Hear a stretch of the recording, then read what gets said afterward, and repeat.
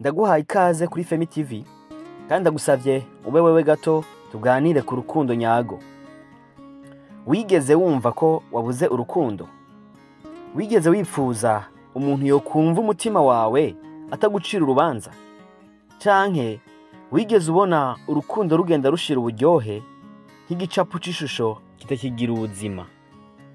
None urukundo nyago ruri hehe muri iyi si yuzuyemo ububabare no kwikunda? Kaze uyu munsi tube kumwe kuri Femi TV aho dukanda ku mutima w'uwacitse intege tukamwibutsa ko urukundo rw'ukuri rutigeze rubura. Rushobora kuba rwarakomeretse ariko ntigwapfuye, ruracariho. Ngo tumenyere hamwe urukundo ruva ku Mana, urukundo rutagira amayeri, rutari urw'amajambo gusa ariko rugaragarira mu bikorwa. Iyi ni message yihumure ku muntu ananiwe, ni message y'ukuri ku muntu yabeshwe kenshi, ni message y'ivyizigiro ku muntu yacitse intege. Ntigucike, umviriza gushika ku mpera. Kandi ndashimiye abantu batwumviriza bari hirya no hino ku isi, maze kubona ko muri ahatandukanye. Imana ibakomeze kandi bahezagire mu vyo murimwo. Reka tubandanye. Urukundo nyago ntirushirana n'ibihe, ni ingabire iva ku Mana, ruhoraho. Ngiye kuvuga ku bintu bitandatu, ubikurikirane neza, turaheza wakuyemo ivyawe, kandi ndabaha na bonus y'isengesho. Ndakwingize uhabe dusengere hamwe. Icambere, urukundo samajambo gusa, ni ibikorwa vyivugira. Hari gihe abantu bavuga ko bakundana ariko ibikorwa vyabo bikabihakana. Ica kabiri, urukundo ruvuye ku Mana hari ibintu bitatu birama: ukwizera, ivyizigiro n'urukundo. Ariko urukundo nigo ruruta vyose. Dusome muri Bibiliya igitabo ca mbere c'Abikorino 13 ku murongo wa 13 havuga ngo, none rero hagumyeho ukwizera n'ivyizigiro n'urukundo, ivyo uko ari bitatu, ariko ikibiruta n'urukundo. Aka n'akarorero keza kerekana ko urukundo ruturuka ku Mana kandi ko rutagizwe n'impamvu z'inyungu gusa.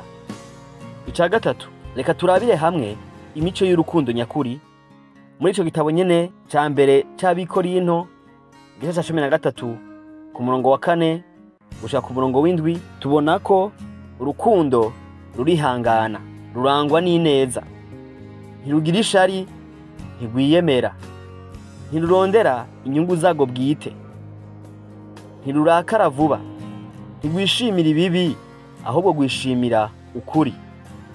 Wihanganira vyose, wizera vyose, wizigira vyose.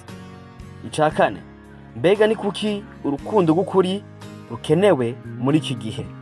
Imiryango yacitsemwo ibice, abana bakura badafise akarorero nyako k'urukundo. Abantu benshi bagwaye intuntu, umubabaro wo mu mutima kubera kubura urukundo nyago. Kugira dusubize hamwe abari baracitsemo ibice batagihuza. Ica gatanu, ngizi inama z'ingirakamaro kuri uwo wese ashaka gutanga canke kwakira urukundo nyago. Reka Imana ibe isoko y'urukundo rwawe. Korera abantu ibibereka ko ubitayeho, kuko barashaka kumva ko bitaweho. Vuga ukuri mu rukundo. Gira imbabazi, nturakare vuba.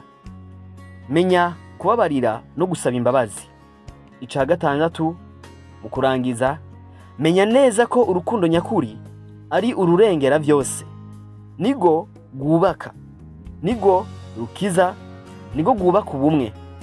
Hari naho twokwemera gutakaza ibintu vyinshi, ariko ntitwokwemera gutakaza urukundo, kuko aho rutari nta buzima. Wewe wabanye natwe gushika hano, ndaguhe bonus nabemereye kandi ntisanzwe. Reka dufatanye isengesho nawe wisengere. Mana nyene urukundo n'imbabazi, girira neza umuntu wese yumvirije iyi podcast.